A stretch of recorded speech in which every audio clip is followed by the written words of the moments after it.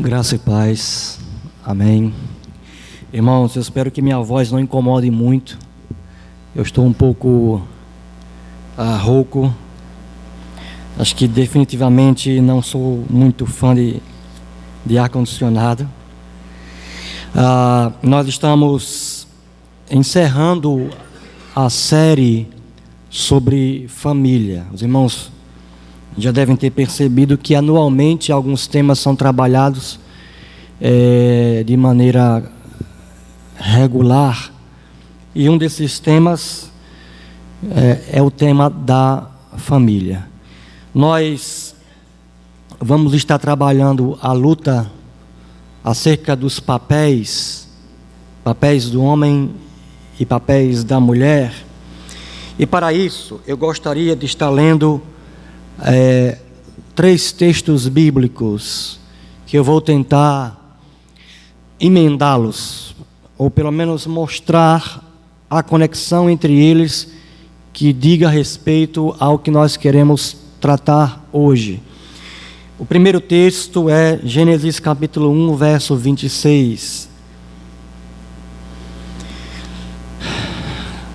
Sem maior dificuldade, é o primeiro livro da Bíblia. Gênesis 1, 26.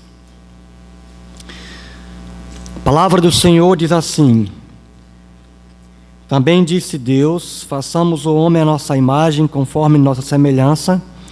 Tenha ele domínio sobre os peixes do mar, sobre as aves dos céus, sobre os animais domésticos, sobre toda a terra e sobre todos os répteis que rastejam pela terra. Próximo texto, 2 Coríntios, capítulo 4.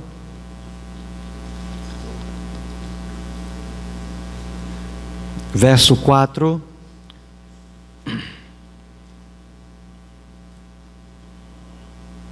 Na verdade, é a ideia já do final do texto. Eu vou ler o versículo todo, mas a ideia que nos interessa mais é a ideia do final do texto. Nos quais, os incrédulos, 2 Coríntios 4, 4, nos quais, nos incrédulos, tá? Que é o contexto, o Deus deste século cegou o entendimento dos incrédulos, para que lhes não resplandeça a luz do Evangelho da glória de Deus, o qual é a imagem de Cristo. É exatamente essa parte final. A luz do Evangelho da glória de Deus, o qual é a imagem de Cristo. Por fim, Colossenses 3:10.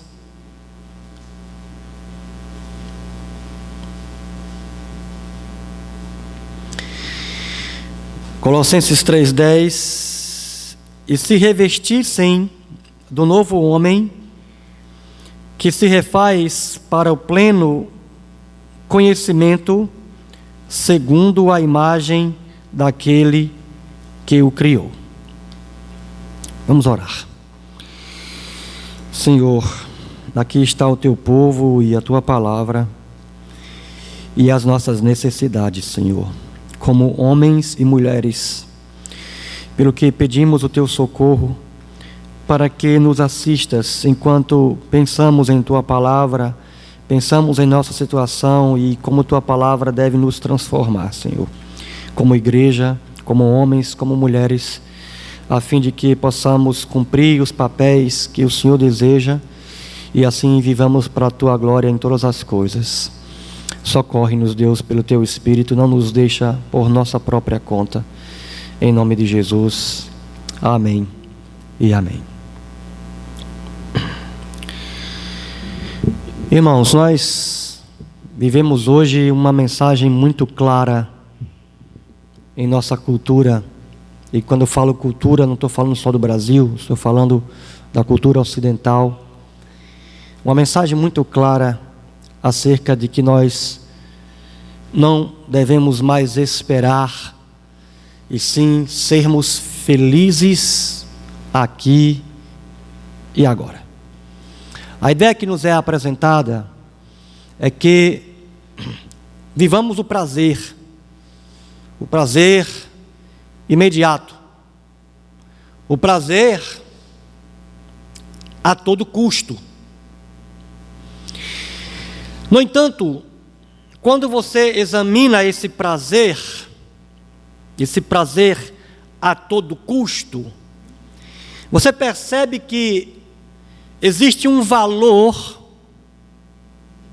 que precisa ser enfatizado, destacado, promovido, defendido, a fim de que as pessoas busquem esta felicidade ou este prazer imediato a todo custo. E que valor é este, irmãos, que fica como fundamento, como sustentáculo, como apoio? O valor do individualismo. E o que é o individualismo? É a ideia de que você precisa ser o centro. Você deve ter todas as coisas girando ao seu redor. De tal forma que relacionamentos, bens ou qualquer outra coisa exista exclusivamente para você. Você é o único e verdadeiro valor que existe. Tudo mais que existir só tem valor enquanto colaborar ou contribuir para este prazer imediato. E eu estou falando isso, irmãos, literalmente. Tudo só tem valor enquanto colaborar para a sua felicidade imediata, o seu prazer aqui e agora. E quando eu falo tudo, eu estou falando tudo mesmo, inclusive o sagrado, o divino. Em outras palavras, no nosso relacionamento com Deus, a parada é de barganha. Deus está aqui para me fazer feliz. Ou como diz uma música, Deus me quer sorrindo. Para com o próximo, o relacionamento é de uso. O relacionamento é utilitarista. Ou seja, já que, como já ensina a filosofia, o homem não basta para si mesmo, infelizmente, o homem precisa de uma realidade para além de si mesmo, para existir e para ser feliz. Então, que ele use esta realidade da qual ele depende, seja Deus, seja o próximo. O fato é que relacionamentos, seja com Deus, seja com as pessoas, existem estes relacionamentos, ou as coisas que conseguimos por meio deles, existem tão somente para este prazer imediato. Agora, irmãos, antes que pensemos que isso é novo, de fato parece novo, porque, por exemplo, se eu olhar para os meus avós, eu estou me aproximando dos 40 anos, a vida de casado dos meus avós durou mais do que a minha vida. Já hoje, o relacionamento do casamento é utilitarista. Você consegue encontrar, por exemplo, nas escolas, na idade do ensino fundamental, crianças por volta dos seus 7, 8 anos, que já estão convivendo com padrastos e madrastas. Ou seja, crianças onde no próprio lar já não tem a presença do pai e da mãe. Quando você vai atrás, para tentar explicar o porquê da dissolução do casamento, a resposta é: eu tenho que ser feliz. E se esse casamento não dá mais para ser feliz, eu vou ser feliz num outro relacionamento, custe isso o que custar, inclusive o bem-estar emocional, o futuro dos meus próprios filhos. Então parece que a coisa é nova, já que nossos avós permaneceram em seus casamentos até o fim da vida, praticamente. No entanto, quando nós olhamos para a Escritura, nós podemos perceber que, no final das contas, essa proposta de felicidade imediata, de prazer aqui e agora, é tão velha quanto o pecado humano. E aí é que nós nos voltamos para o primeiro texto que nós lemos, irmãos. O texto de Gênesis capítulo 1, que trabalha a nossa essência como ser humano. Como ser humano, fomos criados à imagem de Deus. E o que significa isso? Embora pudéssemos dizer muita coisa sobre a imagem de Deus, 2 pontos basicamente nos interessam nesta manhã. Primeiro, quando você olha para Deus, e é isso que significa ser criado à imagem de Deus, é que o homem é reflexo de Deus. Quando você olha para Deus, que existe eternamente como Trindade, Deus existe para a sua própria glória. A razão de Deus existir é Ele mesmo, é a sua própria glória. E o que é que as pessoas da Trindade fazem por toda a eternidade? Elas glorificam uma a outra. O que é que Deus fazia antes de existir o mundo? Vivia glorificando Ele mesmo, irmãos, entre as pessoas da Trindade. Ora, se Deus vive para a sua própria glória, e as pessoas da Trindade estão sempre fazendo isso umas com as outras, significa dizer que aquele ser que fosse criado à imagem de Deus, também viveria para o mesmo propósito: glorificar a Deus. Segundo ponto, quando nós pensamos em imagem de Deus, é que Deus sempre existiu em comunidade.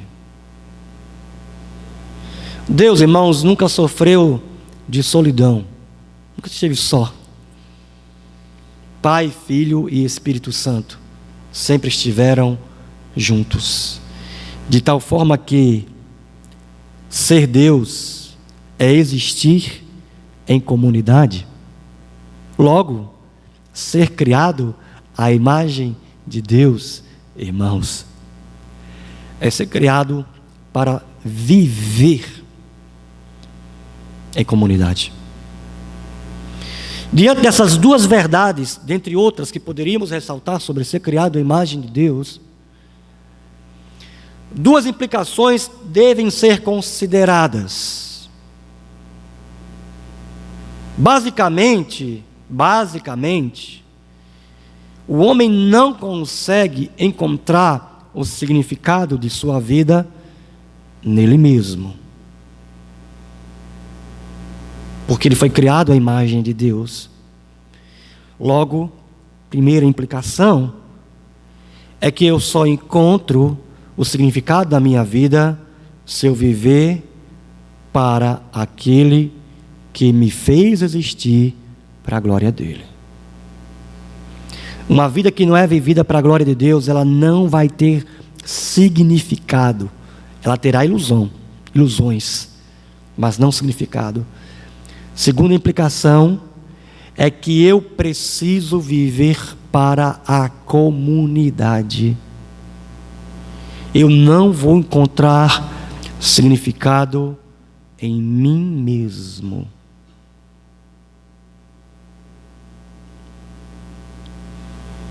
preciso viver para a comunidade. Por isso que Adão, quando vê Eva, diz: finalmente. Os animais iam chegando para Adão aos pares. E uma comunidade começa, embora não se consuma, mas começa com um par, para que hajam os filhotinhos. Adão tinha essa percepção nas criaturas que Deus trazia a ele para que ele desse nome. Quando ele vê Eva, as palavras poéticas: finalmente, esta é osso dos meus ossos e carne da minha carne. A percepção que Adão teve ali, irmãos, seria de unidade tal que não poderia jamais ser alcançada com qualquer outra criatura daquelas que Deus tinha trazido à existência. De forma que ser criado à imagem de Deus, irmãos, que é a nossa essência, significa que eu quero e eu preciso viver para a glória de Deus, e que eu quero e eu preciso viver para o bem-estar da comunidade, que começa com a família, é claro. Foi a primeira comunidade: Adão, Eva, seus filhos, seus primeiros filhos. Por que isso é tão importante, irmãos? Porque se nós queremos entender a eficácia da primeira tentação, compreender que nós fomos criados à imagem de Deus, é fundamental. Observe, qual foi a proposta da serpente? A proposta da serpente foi: sereis como deuses. Parece que às vezes, irmãos, nós não entendemos o que Satanás estava fazendo com essa ideia: sereis como deuses. A proposta não era outra senão a imagem de Deus que Adão e Eva já eram. Entenda, a serpente está tentando Adão e Eva naquilo que eles já tinham. Porque quando eles foram criados à imagem de Deus, eles já eram como deuses.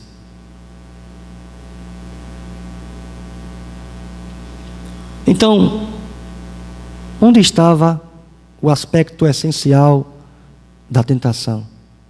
A proposta da serpente agora é: sejam como deuses, em independência de Deus e em independência do outro. E a grande ironia é que, buscando aquilo que eles já têm, eles perderam aquilo que sempre possuíram. É aí, irmãos, que nós conseguimos perceber o que está acontecendo hoje. Quando eu disse que essa proposta de prazer imediato é tão velha quanto o pecado humano, as peças do quebra-cabeça começam a se juntar. A ideia de Satanás é: seja Deus em você mesmo. A ideia de Satanás é: em vez de você viver para a glória da Trindade, viva para a sua própria glória. Agora, como você precisa de Deus, já que nós não somos autoexistentes, nós não temos em nós mesmos a base da nossa existência, mas precisamos de Deus para isso, faça o seguinte: o relacionamento com Deus seja de manipulação. O relacionamento com o próximo seja utilitarista. Use Deus e o próximo para financiar a sua própria divinização. É o que nós temos hoje, irmãos, em nossa sociedade. Um dos efeitos desse processo de divinização é o comprometimento do papel do homem e da mulher. Já que a essência nossa está bagunçada, porque não vivemos mais para o que deveríamos viver, ou para o que deveríamos viver, que é para a glória de Deus e para o bem-estar da comunidade, a começar da família, e aí sim sermos felizes e experimentarmos prazer. Já que isso foi bagunçado pelo pecado, é mais do que esperado que essa nova condição nossa crie problemas em ser homem e em ser mulher. Qual é, então, irmãos, a solução diante desta condição tenebrosa que vive nossa sociedade, nossa família, nossos relacionamentos? Onde está a solução? De maneira simples, a solução está no Evangelho. E é aí que nos voltamos para o segundo texto que nós lemos. Sabe o que é que Paulo está ensinando aqui? 2 Coríntios 4. Se você vai lendo no contexto, desde o capítulo 3 da carta. Nosso problema, irmãos, é que o pecado comprometeu a glória de Deus em nós. O acesso à glória ficou comprometido. Lembrem-se, antes da queda, onde estávamos? No jardim. Tudo era perfeito. E como se não bastasse o fato de ser tudo perfeito, nosso relacionamento com a criação, nosso relacionamento com o próprio eu, nosso relacionamento com o próximo, como se tudo isso não bastasse, Deus vinha constantemente expressar a sua glória, exibir a sua glória para a humanidade. O que foi que o pecado fez, irmãos? O pecado nos tirou do jardim, o acesso à glória ficou comprometido. E não só o acesso à glória ficou comprometido, mas o nosso desejo pela glória ficou comprometido. Não queremos mais a glória de Deus, queremos agora a nossa própria glória. Entenda, este é o projeto do seu coração. Seu coração tal como ele é, sem evangelho, é este. Você vive para a sua própria glória. É por isso, irmãos, que quando a Escritura vem falar sobre o que o Evangelho faz, a Escritura não diz, ela não ensina que o Evangelho reforma o meu coração e o seu. O meu coração e o seu não prestam mais para Deus. Tanto não prestam mais que a obra da salvação consiste num transplante. É tirado o coração de pedra e é dado um coração de carne. Sabe o que tem nesse coração de carne? Desejo pela glória de Deus. E aí sabe o que o Evangelho faz? O Evangelho, irmãos, traz essa glória de Deus que é exibida a um coração regenerado. Resultado disso, passamos a ter a imagem de Deus num processo de restauração em nós. E aí, Exatamente o terceiro texto que nós lemos, Colossenses 3:10. Nós estamos sendo recriados em conformidade com a imagem daquele que nos criou. E quem é a imagem daquele que nos criou? É Cristo. Então, o que é que o Evangelho faz? O Evangelho vai formando Cristo em nós. À medida que o Evangelho vai formando Cristo, a imagem de Deus, portanto, vai sendo restaurada. E a imagem de Deus sendo restaurada, vivemos para a glória dele e para o bem-estar da comunidade. E nisso encontramos nossa felicidade.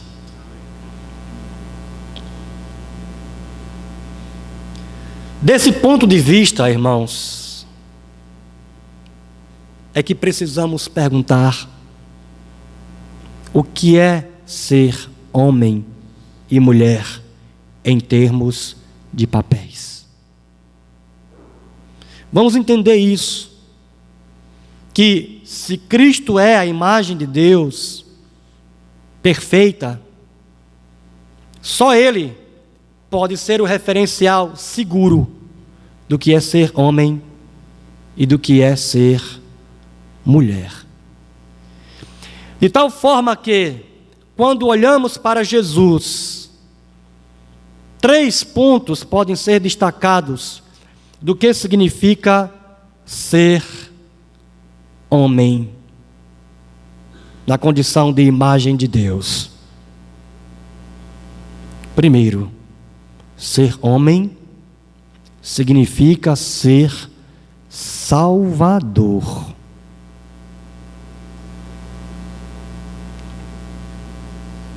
Ser homem, irmãos, ser macho, significa ser salvador.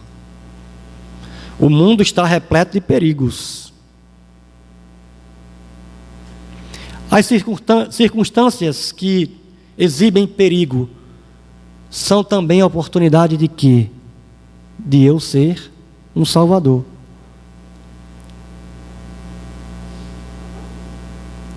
Homem que não é corajoso, a gente brinca dizendo que não é homem, né? O cara está assim, meio com covardia, assim, temeroso, seja homem. É uma brincadeira, mas que tem um fundo de verdade. Ser homem é ser salvador, e não tem como você ser salvador sem enfrentar perigo. Só dá para salvar o que está correndo risco. E se você vai querer salvar algo que está correndo risco, você vai correr risco. Segundo lugar, ser homem é ser líder espiritual, é ser mestre espiritual, porque foi o que Jesus veio ser. Na condição de profeta, na condição de mestre, ele veio nos ensinar a vontade do Pai. Ser homem, irmãos, é conhecer a Deus. Não dá para ser homem na condição de imagem de Deus sem conhecer a Deus, sem ter acesso à revelação de Deus disponível a nós na pessoa bendita de Jesus. E em terceiro lugar, ser homem significa se entregar sacrificialmente. Você não vai ser salvador e você não vai ser líder espiritual sem custo, sem entrega, sem a vida ser doada. Não é à toa, irmãos, que o projeto de Jesus era a cruz. E não é à toa que a imagem de Deus restaurada no homem é ouvir o seguinte convite: quem quer vir após mim, negue-se e tome a cruz. Não dá para ser macho sem cruz. Não é à toa que provérbio diz: maior é aquele que se domina do que aquele que conquista uma cidade. O que é ser homem? É ser salvador, é ser mestre espiritual e é se entregar sacrificialmente. É ser tudo isso, irmãos, em 3 esferas. Primeira esfera, sociedade.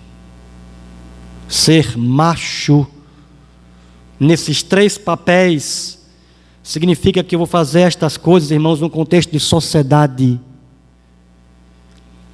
Eu vou ser um salvador na sociedade. E para ser salvador na sociedade, eu não tenho que ser político não, viu? Se eu puder ser, ótimo. Se Deus me der a oportunidade, a capacidade, o talento de ser político, ótimo. Mas ser salvador, irmãos, não está restrito a ser político não. Eu posso ser salvador na condição de professor com meus alunos. Eu sou salvador dos meus alunos. Eu sou salvador do futuro dos meus alunos. Eu sou salvador como advogado. Eu posso salvar as pessoas desprovidas de recurso. Eu posso ser salvador, irmãos, como enfermeiro. Em outras palavras, as profissões que Deus nos dá, irmãos, são circunstâncias e oportunidades para sermos salvadores.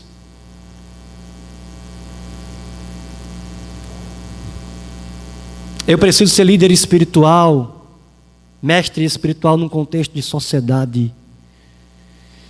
Direta ou indiretamente, o Evangelho tem que fluir através de mim. O Evangelho e o conhecimento de Deus. Às vezes eu não vou abrir a boca, mas a minha profissão vai abrir a boca. A minha ética vai abrir a boca.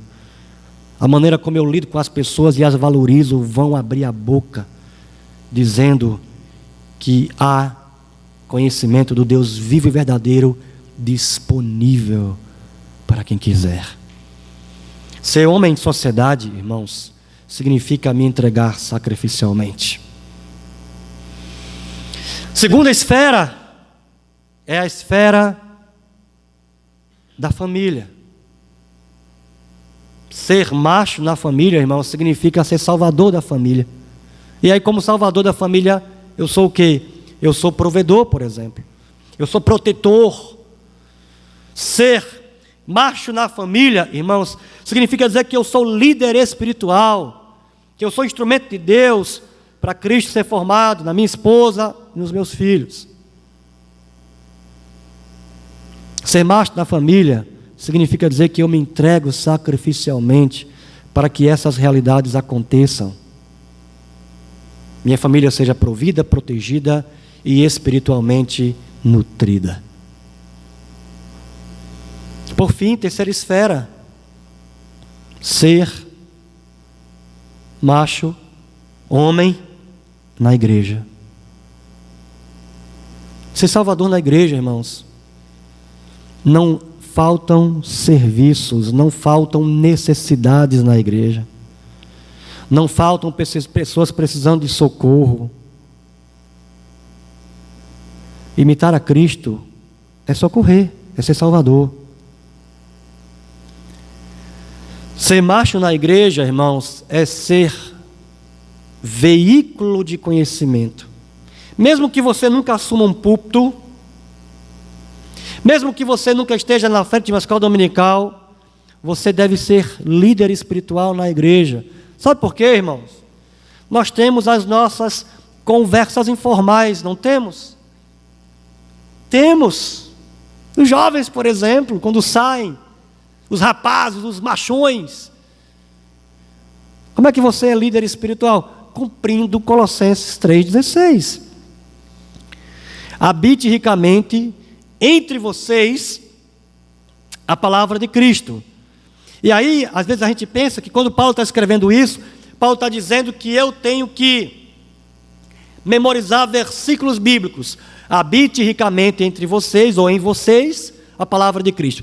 E por mais que isso seja verdadeiro, a ideia de Paulo ali não é que eu fique memorizando versículos da Bíblia. A ideia de Paulo ali é que, estando entre nós, a palavra de Cristo seja comunicada ricamente uns com os outros. Então, mesmo que você nunca assuma um púlpito, vá para uma escola dominical ser professor, você deve ser líder espiritual daqueles que Deus colocar em algum momento sobre a sua influência. Ser líder espiritual na igreja, irmãos, é se entregar sacrificialmente para promover o bem-estar do corpo de Cristo. Isso é o papel do homem. Aí os irmãos vão pensar desesperados que eu ainda vou demorar bastante para falar do papel da mulher. Não é? Não, irmãos. Porque para entendermos o papel da mulher, primeiro temos que entender o papel do homem. Se entendermos bem o papel do homem, entenderemos bem o papel da mulher. Porque o papel da mulher é auxiliar o homem em tudo isso. Já que a mulher é a imagem de Deus, a mulher tem os mesmos propósitos do homem. A mulher, ela é salvadora. Todo mundo aqui experimentou mulher como salvadora. Quer a prova disso? Nossas amadas mães. Com o seu leite materno, com o seu carinho, com a sua proteção. As mulheres são salvadoras, irmãos. As mulheres são mestras. Primeiro, no contato que nós temos com a Escritura, pelo menos em termos ideais na Bíblia, está com a mãe, ou pelo menos predominantemente com a mãe. Até porque, de um ponto de vista assim de rotina, ficamos muito mais com as mães do que com os pais. Portanto, as mães precisam ser a fonte segura e constante do ensino bíblico para os filhos, do jeito que Jesus foi mestre. As mulheres são mestras para seus filhos. Eu nunca me esqueci, irmãos, quando, de maneira assim ingênua, eu fui querer apresentar para um colega de seminário a confissão de fé de Westminster. Eu, presbiteriano novinho, né? Tinha sido recém-chegado na presbiteriana e querendo conquistar pessoas para a fé reformada, fui comentar: olha, você conhece a confissão de fé de Westminster? Sem saber que o colega já era presbiteriano, desde nascença. E aí ele disse: conheço. A minha mãe me instruiu desde criança na confissão de fé de Westminster. E aí ele usou a seguinte expressão: minha mãe foi meu primeiro Gamaliel. Para quem não lembra, Gamaliel foi aquele aos pés de quem o apóstolo Paulo aprendeu. Irmãos, que frase fantástica. Minha mãe foi meu primeiro Gamaliel. E a mulher se entrega sacrificialmente. Nas mesmas esferas, sociedade, família e igreja. Agora, qual é o diferencial, irmãos? É que a mulher vai viver para os mesmos propósitos, debaixo da orientação do homem e na condição de vaso mais fraco. Esses dois pontos são inegociáveis. Vejam, quando nós nos voltamos para a narrativa bíblica, a mulher não ouve de Deus o mandamento para comer de qualquer árvore, menos da árvore de conhecimento do bem e do mal. Ela não ouve isso de Deus, ela ouve isso do homem. Ali o padrão estava estabelecido. A mulher aprende com o homem o padrão de Deus para ambos. E a partir desse aprendizado, ela executa os mesmos propósitos na condição de imagem de Deus, sendo o vaso mais fraco. Ou seja, a mulher acompanha o homem até certo limite. O que nós temos hoje em nossa sociedade, nessa tentativa trágica de querer igualar o homem com a mulher, irmãos, essa tentativa trágica por duas razões. Primeiro, como é que você vai igualar iguais? Você não pode igualar iguais, já são iguais.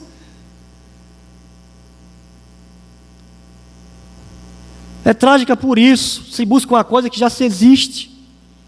Segundo, essa busca, irmãos, é trágica. Essa proposta é trágica, porque igualdade aí é entendida como as mesmas tarefas, as mesmas capacidades, as mesmas profissões, quando isso não é verdade. Embora a mulher tenha os mesmos propósitos, ela é vaso mais fraco, então há um limite na mulher. Como também há um limite no homem, não tem como, olha. Por mais que eu fique desesperado se eu ver meu filho chorar, se minha esposa não estiver junto, não tenho como amamentar não, viu? Daqui não sai leite. Por isso que o que nós defendemos, irmãos, é o complementarismo bíblico. Homem e mulher precisam um do outro, porque há um limite para a mulher e há um limite para o homem. O que se quer hoje é destruir esses limites. E sabe quem é que está mais sofrendo com essa destruição de limites? É a mulher. É o vaso mais fraco que sofre. Eu não lembro se foi aqui no Brasil ou foi nos Estados Unidos, eu vi uma frase muito interessante. A mulher tem as mesmas capacidades do homem, inclusive de morrer com as mesmas doenças. Tem mulher morrendo hoje, irmãos, de doença que há anos atrás só quem morria era homem. Não, irmãos, esse projeto que nós vemos hoje de destruir diferenças de papéis na sociedade não é para salvar a mulher, não é para dignificá-la, é uma postura de rebelião, é não aceitar que, embora imagem de Deus iguais, tenhamos diferenças e, consequentemente, quando o projeto de Deus é anulado ou vivemos contra esse projeto, nós sofremos as consequências. Consequências para a mulher, consequências para a família, consequências para a sociedade em geral. Qual é a resposta de Deus para tudo isso, irmãos? Mais uma vez, a resposta de Deus é o Evangelho.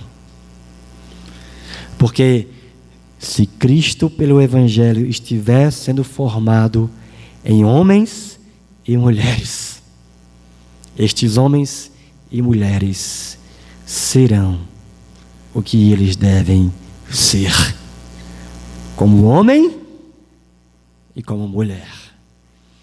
Eu gostaria de concluir com uma oração de Agostinho, Santo Agostinho.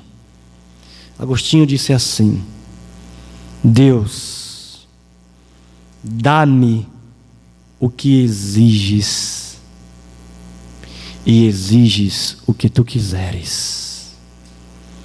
No Evangelho, irmãos, na glória de Deus revelada na Escritura, Deus nos dá o que Ele exige.